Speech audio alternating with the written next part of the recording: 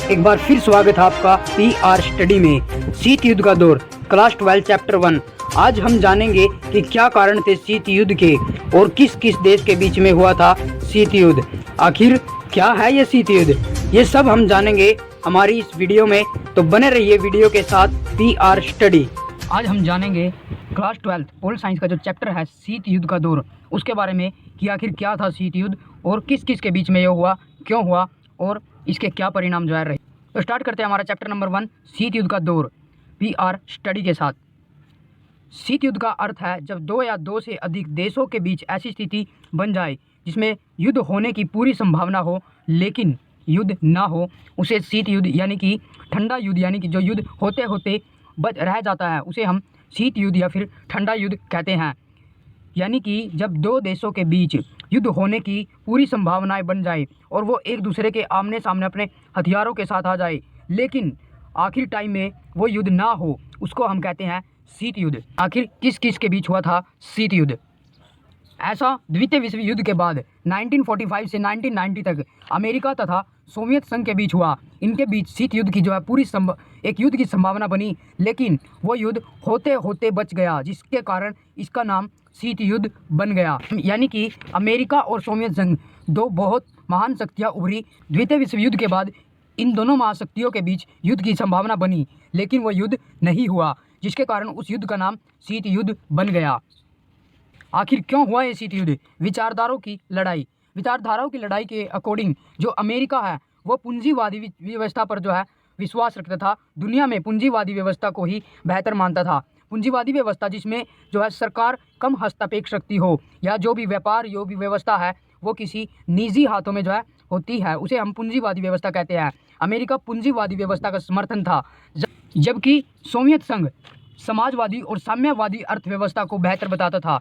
यानी सोवियत संघ का कहना था कि जो भी व्यवस्था है वो निजी ना हो बल्कि सरकार के हाथ में हो, क्योंकि सरकार जो है नीतियों का निर्माण अच्छे तरीके से करेगी, सरकार समाज को जो है अच्छे तरीके से उसका जो है कल्याण करेगी। लेकिन अमेरिका जो है पूंजीवादी की तरफ अधिक आकर्षित था और जो सोवियत संघ की विचारधारा थी वो समाजवादी थी जो कि निजी व्यवस्था का विरोध करती थी, जो कि शीत युद्ध का एक कारण बनी। शीत युद्ध का एक कारण ये भी रहा कि दोनों महाशक्तियाँ दूसरे विश्व युद्ध के बाद, दूसरा विश्व युद्ध हमारा जो है 1939 से 1945 तक चला। इसके बाद 1947 के आसपास जो है ये दोनों महाशक्तियाँ एक दूसरे से बड़ी बनना चाहती थी। विश्व युद्ध के बाद एक दूसरे के खिलाफ जो है खड़ी हो गई। इन्होंने हथियार इकट्ठे करना शुरू कर दिए अधिक से अधिक, जो कि शीत युद्ध का कारण बन गई। अमेरिका ने सोवियत संघ से अधिक और सोवियत संघ ने अमेरिका से अधिक हथियार इकट्ठा करने शुरू कर दिए, जो कि एक शीत युद्ध का बहुत बड़ा कारण बना। दोनों महाशक्तियाँ द्वितीय विश्व युद्ध के बाद जो है एक दूसरे से खुद को बड़ा दिखाने चाहती थी। तो हम सबसे पहले जानते हैं प्रथम और द्वितीय विश्व कब हुआ। प्रथम विश्व युद्ध जो हमारा 1940 से 1980 के बीच हुआ था, जबकि दूसरा विश्व युद्ध 1939 से 1945 के बीच हुआ। दूसरा विश्व युद्ध दो ग्रुपों में हुआ, मित्र और ध्रुव। मित्र और ध्रुवों में हुआ। मित्र के अंदर जो देश शामिल थे वो थे हमारे अमेरिका, फ्रांस, ब्रिटेन और सोवियत संघ, जबकि जो ध्रुव में राष्ट्र में जो शामिल थे वो थे जर्मनी, जापान और इटली। और जब दूसरा विश्व युद्ध समाप्त हुआ तब अमेरिका ने इस दुश्मन पे यानी कि जापान पे दो बम भी गिराए थे, जिसके बारे में हम आगे चर्चा करेंगे। द्वितीय विश्व युद्ध के दौरान अमेरिका और सोवियत संघ एक दूसरे के मित्र थे, ये एक ही ग्रुप में होकर लड़ रहे थे, जबकि द्वितीय विश्व युद्ध समाप्त होने के बाद ही ये दोनों एक दूसरे के बहुत बड़े जो है दुश्मन बन गए। क्यों? क्योंकि एक दूसरे से खुद को बड़ा दिखाना चाहते थे और हथियारों की होड़ में यानी कि हथियार जो एक दूसरे से अधिक इकट्ठा करना चाहते थे। द्वितीय विश्व युद्ध के दौरान अमेरिका ने जापान पे जो है दो बम गिराए। अमेरिका ने जापान पर परमाणु बम गिराए। अमेरिका ने जापान पर जो है दो परमाणु बम गिराए, जो कि अगस्त 1945 के दो शहरों में जापान के जो बम गिरे थे। एक था हिरोशिमा और एक है नागासाकी। दोनों शहर जो है तबाह हो गए थे। हालांकि बम बहुत छोटे थे। एक बम का नाम था लिटिल बॉय, जो छोटा बम था उसका नाम था लिटिल बॉय। लिटिल बॉय जो है 15 किलो टन का था और जो दूसरा बम था फैट मैन, जो कि 21 किलो टन का था। हालांकि उस टाइम के समय ये बम बहुत छोटे थे लेकिन ये तबाही के लिए बहुत बड़े थे। अगर हज़ारों टन किलो के जो है बम गिरा दिए जाते तो पूरी दुनिया नष्ट हो जाती। इसी कारण जो है शीत युद्ध बना, क्योंकि अगर वो बम गिरा देते अमेरिका वाले सोवियत संघ पे और सोवियत संघ अमेरिका पे तो दुनिया समाप्त हो जाती। इसलिए उन्होंने इस युद्ध को ख़त्म करना ही बेहतर समझा ताकि दुनिया का अंत ना हो, दुनिया तबाह ना हो, किसी का कोई नुकसान ना हो। जब अमेरिका ने जब अमेरिका ने जापान पर बम गिराए, जापान का बहुत बड़ा जो है नुकसान हुआ। आज भी जापान में उन बमों के जो है परिणाम देखे जा सकते हैं।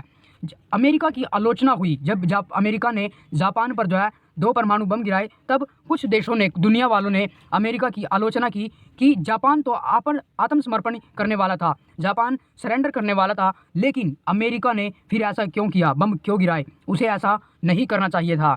कुछ देश वह अमेरिका के तर्क में थे, अमेरिका और कुछ देश जो है अमेरिका के ही तर्क में थे। उन्होंने तर्क दिया, हम चाहते थे, हमने बम इसलिए गिराए क्योंकि हम चाहते थे विश्व युद्ध, जो दूसरा विश्व युद्ध है, वो जल्दी ही समाप्त हो जाए और आगे लंबा ना चले और इससे और नुकसान ना हो, जो कि एक फिजूल जो है तर्क था। अमेरिका का उद्देश्य क्या था जापान पर बम गिराने का? अमेरिका पूरी दुनिया व खासतौर सोवियत संघ को दिखाना चाहता था कि वह बहुत ताकतवर है। दुनिया में जो है अमेरिका बहुत ताकतवर है, सबसे अधिक ताकतवर है। ये दिखाने के लिए अमेरिका ने जापान पर 2 परमाणु बम गिराए। क्यूबा मिसाइल संकट, आखिर क्या था क्यूबा मिसाइल संकट? क्यूबा मिसाइल संकट जो है सोवियत संघ व अमेरिका के बीच के युद्ध का एक हिस्सा था, जिसके कारण यह युद्ध बहुत आगे बढ़ गया था। इसको देखने से पहले हम करेंगे मैप, जिसके द्वारा हम आपको बताएंगे कि कैसे और क्या हुआ था क्यूबा मिसाइल संकट। ये जो रेड कलर है ये हमारा सोवियत संघ और जो ब्लू कलर है ये हमारा अमेरिका। लेकिन यहाँ पे आप एक छोटा सा डॉट देख रहे होंगे, यही है क्यूबा, जो कि नज़दीक तो अमेरिका के है पर इसका जुड़ाव जो है सोवियत संघ से है, क्योंकि सोवियत संघ इसको जो है सामाजिक, आर्थिक और हथियारों की जो है मदद पहुँचाता है, इसलिए ये इसका मित्र है, लेकिन नज़दीक ये अमेरिका के है। अब जो सोवियत संघ है इसके जो नेता थे निकिता खुसरेव, उसके दिमाग में क्या आया, क्यों ना हम अपने परमाणु बम को यहाँ पे ले आएँ, यानी कि क्यूबा में ले आए, ताकि जब हमला हो या जब हमें हमला करना पड़े हम वहीं से वहीं हमला कर देंगे, जिससे क्या होगा, अमेरिका के 2 गुना नुकसान होने के चांस जो है बहुत ज़्यादा बढ़ गए और बहुत जल्दी जो है अमेरिका तबाह हो जाता। इस बात का जो पता जब सोवियत संघ के परमाणु बम क्यूबा में आ गए, यानी कि क्यूबा जो को जो उसने अपना अड्डा बना लिया सोवियत संघ ने, इस बात का पता जो है अमेरिका के थे, इस बात का पता अमेरिका के जो नेता थे जॉन एफ कैनेडी को 3 हफ्तों बाद जो है पता चला कि सोवियत संघ ने हमारे ऊपर, हमारे सर पे ही जो है अपने मिसाइल लाके खड़े कर दिए हैं। लेकिन जो अमेरिका के जो नेता, जो राष्ट्रपति जो थे, जॉन एफ कैनेडी, उन्होंने इन पे हमला करना उचित नहीं समझा और ना ही इन्होंने इन पे हमला करना उचित समझा, क्योंकि दोनों एक जानते थे कि अगर हमने एक दूसरे पर परमाणु बम जो है छोड़ दिए तो पूरी दुनिया जो है तबाह हो जाएगी, क्योंकि वो हज़ारों टन किलो के जो है परमाणु बम थे और पूरी दुनिया जो है तबाह हो जाती। ये भी जानता था कि सोवियत संघ ताकतवर है और ये भी जानता था कि अमेरिका बहुत ताकतवर है। सोवियत संघ ने जो है समुद्र के रास्ते से अपने सैनिक और हथियार भेजना स्टार्ट किए। तब 3 हफ्ते बाद जब इसको पता चला तो इसने उनको रोकने के लिए भी अपने जो है भेजे। यहाँ उनका हुआ आमना सामना, यानी कि अमेरिका और सोवियत संघ का जो है यहाँ पे सामना हुआ। इधर से सोवियत संघ के और इधर से अमेरिका के सैनिक आए, लेकिन ये युद्ध नहीं हुआ, क्योंकि ये दोनों जानते थे अगर ये युद्ध हो जाता है तो बहुत ज़्यादा नुकसान जो है इस दुनिया का हो जाएगा। इसलिए ये युद्ध जो है यहीं पे जो है समाप्त हो गया, जिसके कारण इसका नाम पड़ गया शीत युद्ध। अभी हमने मैप के अंदर देखा कि क्यूबा मिसाइल संकट क्या था। क्यूबा एक छोटा सा देश है जो कि उत्तर अमेरिका और दक्षिण अमेरिका के बिल्कुल पास में है और ये सोवियत संघ का जो है मित्र है, लेकिन नज़दीक ये अमेरिका के है। क्यूबा एक छोटा सा द्वीपीय देश है जो कि अमेरिका के तट से लगा है। यहाँ के जो नेता थे वो थे फिदेल कास्त्रो। यह अमेरिका के नज़दीक था, लेकिन इसका जुड़ाव सोवियत संघ से था, क्योंकि सोवियत संघ क्यूबा को आर्थिक, रक्षात्मक, सामाजिक जो है सहायता देता था। यह नज़दीक तो अमेरिका के था, जो क्यूबा है वो नज़दीक तो अमेरिका के था, लेकिन इसका जुड़ाव सोवियत संघ से था, क्योंकि सोवियत संघ इसको जो है आर्थिक, रक्षात्मक और सामाजिक जो है सहायता देता था। सोवियत संघ के नेता निकिता खुसरेव ने क्यूबा को सन 1962 में अपने बड़े सैनिक अड्डों में जो है बदल दिया। सोवियत संघ ने क्यूबा के अंदर जो अपने हथियार जो है खड़े कर दिए, अपने सैनिक भेज दिए, उसको अपना अड्डा बना लिया, ताकि जब युद्ध हो तो अमेरिका पे वहीं से वहीं जो है मिसाइल छोड़ दिया जाए और अमेरिका का जिससे दोगुना नुकसान होगा।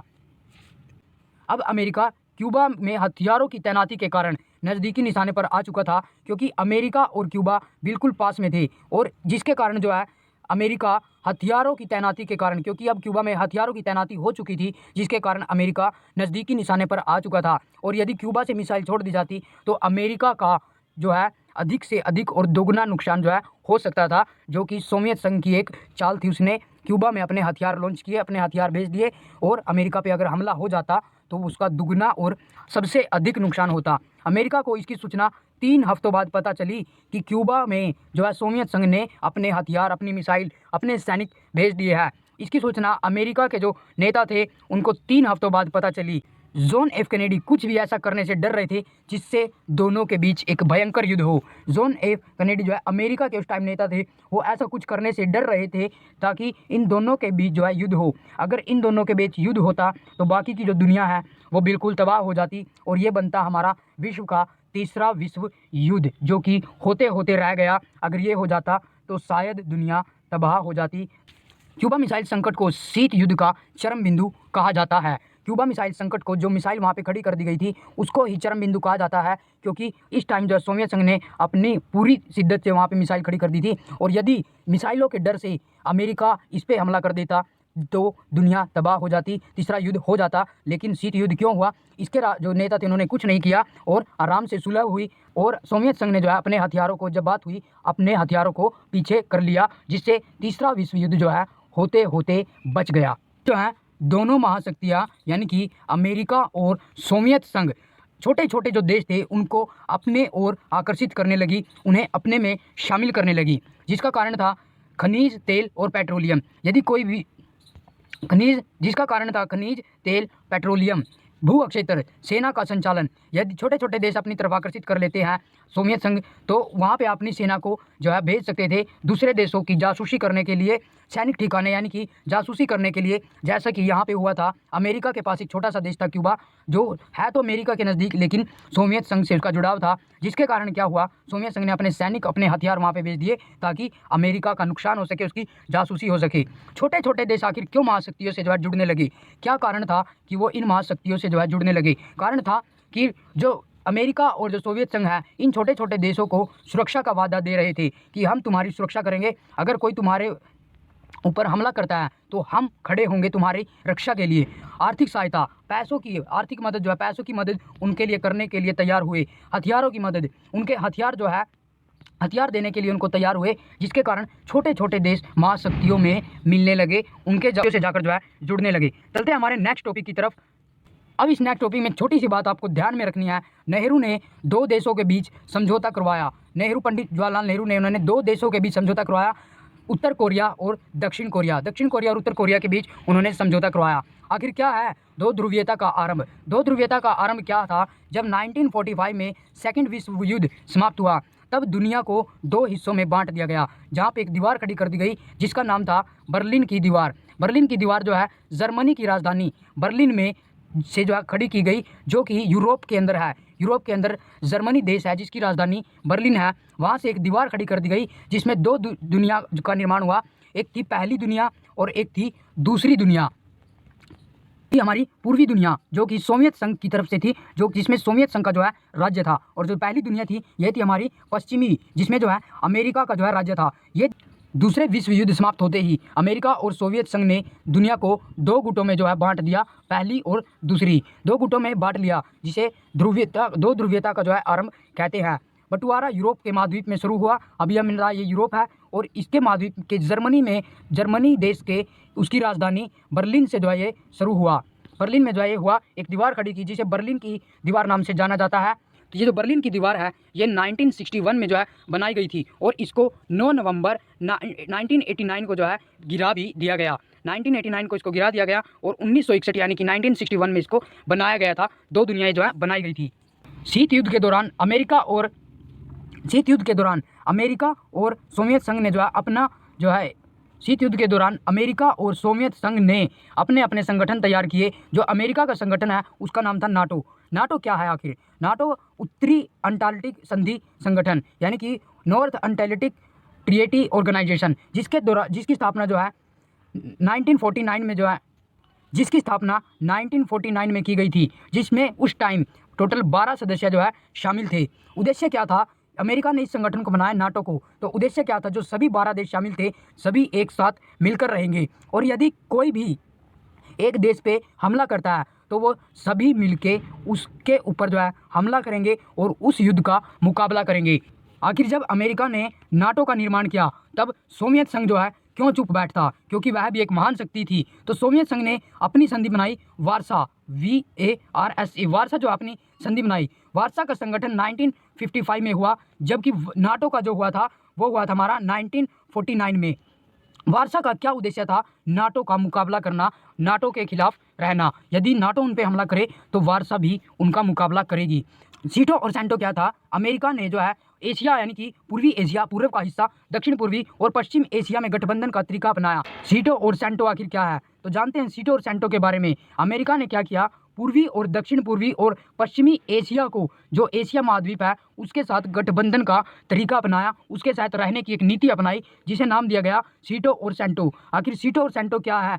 सीटो का अर्थ है South East Asian Trade Organization, यानी कि दक्षिण पूर्वी एशिया संधि संगठन, और सेंट्रल जो है ट्रिएटी ऑर्गेनाइजेशन, जो कि सेंटो की फुल फॉर्म है सेंट्रल ट्रिएटी ऑर्गेनाइजेशन। तो ये जो हमारा चैप्टर जो है कंप्लीट हो चुका है। और यदि तो ये था हमारा शीत युद्ध का दौर, जो कि आपने अभी पढ़ा, जो 1945 से 1991 तक जो है चला। अगर आपको वीडियो अच्छी लगी, thanks for watch our video. और यदि आपको वीडियो अच्छी लगे तो लाइक, शेयर और सब्सक्राइब करें हमारे चैनल को, PR स्टडी को, मोर जो है नोटिफिकेशन पाने के लिए। अभी के लिए बस इतना ही, आगे फिर मिलेंगे एक और न्यू वीडियो के साथ। तब तक बने रहिए PR स्टडी के साथ।